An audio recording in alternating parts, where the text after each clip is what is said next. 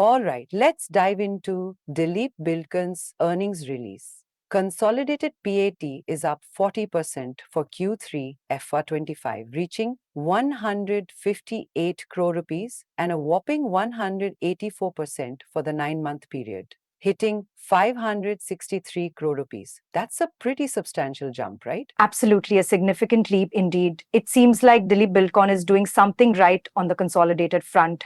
We need to understand what's driving this growth, especially considering the standalone figures. Okay, so let's break it down.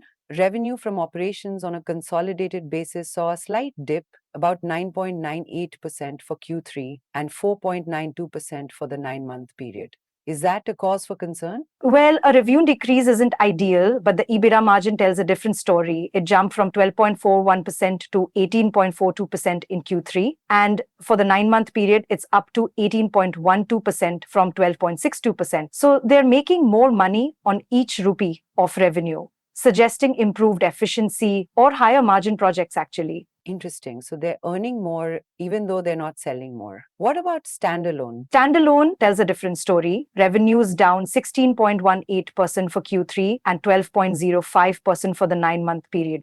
EBITDA margins have also decreased from 12.37% to 9.74% in Q3 and 12.45% to 10.37% for the 9-month period.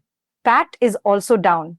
It looks like the standalone operations are facing some headwinds. So the consolidated growth is masking some struggles in the standalone business? That's something to dig into.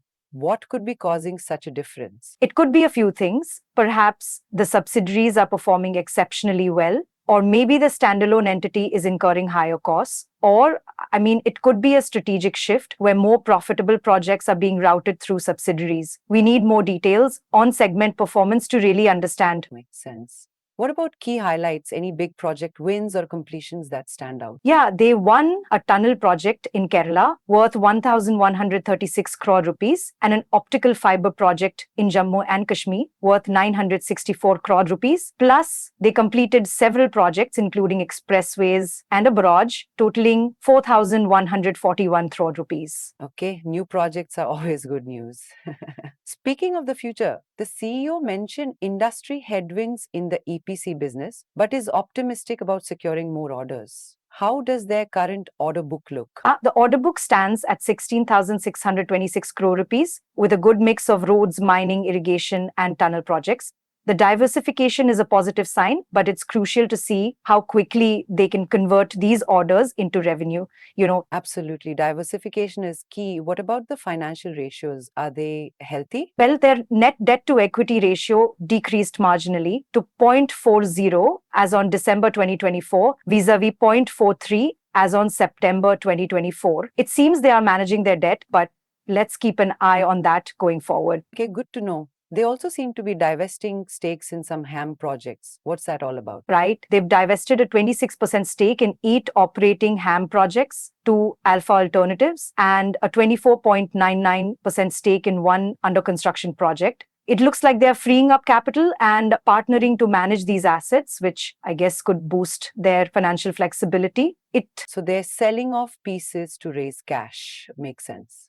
Any thoughts on their strategic partnership with Alpha Alternatives? It seems like a smart move. Alpha will invest up to 2,000 crore rupees, providing Dilip Buildcon with funds for construction, financing, and monetization of road projects. Through an InvIT platform. Okay, so that's basically Alpha giving them cash to build more projects.